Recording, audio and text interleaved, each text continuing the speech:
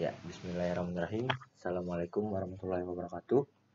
Nama saya Ahmad Fikri Ajemi, biasa dipanggil Fikri, dan NPM saya 20060 20064.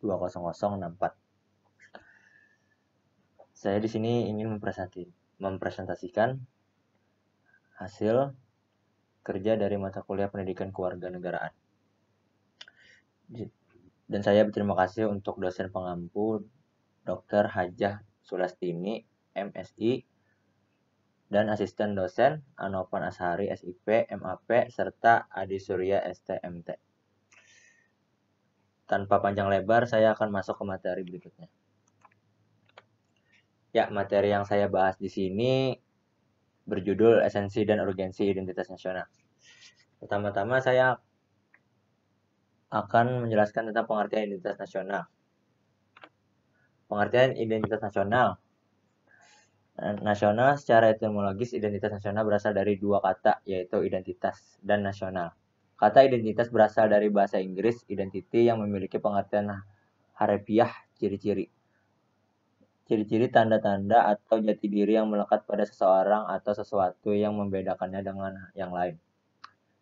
Dalam term antropologi, identitas adalah sifat khas yang menerangkan dan sesuai dengan kesadaran diri pribadi sendiri, golongan sendiri, kelompok sendiri, komunitas sendiri, atau negara sendiri. Mengacu pada pengertian ini, identitas tidak terbatas pada individu semata, tetapi berlaku pula pada suatu kelompok.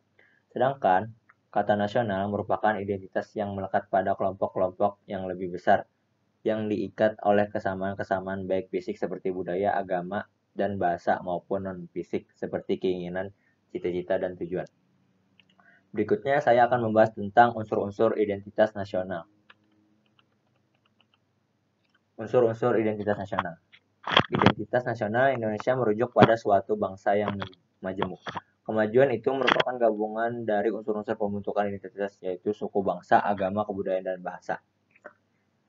Suku bangsa adalah golongan sosial yang khusus bersifat akriptif, ada sejak lahir. Kedua, agama. Bahasa Indonesia dikenal sebagai masyarakat yang agamis. Agama-agama yang tumbuh dan berkembang di Nusantara adalah agama Islam, Kristen, Katolik, Hindu, Buddha, dan Konghucu. Yang ketiga, kebudayaan adalah pengetahuan manusia sebagai makhluk sosial yang isinya adalah perangkat-perangkat atau model-model pengetahuan secara kolektif digunakan oleh pendukung-pendukungnya untuk menafsirkan dan memahami lingkungan yang dihadapi dan digunakan sebagai rujukan atau pedoman untuk bertindak sesuai dengan lingkungan yang dihadapi. Yang keempat yaitu bahasa, merupakan unsur pendukung identitas nasional yang lain. Bahasa dipahami sebagai sistem perlambang yang secara arbiter dibentuk atas unsur-unsur bunyi ucapan manusia dan yang digunakan sebagai sarana berinteraksi antar manusia. Oke, yang selanjutnya saya akan membahas tentang faktor-faktor pendukung kelahiran identitas nasional. Faktor-faktor pendukung kelahiran identitas nasional.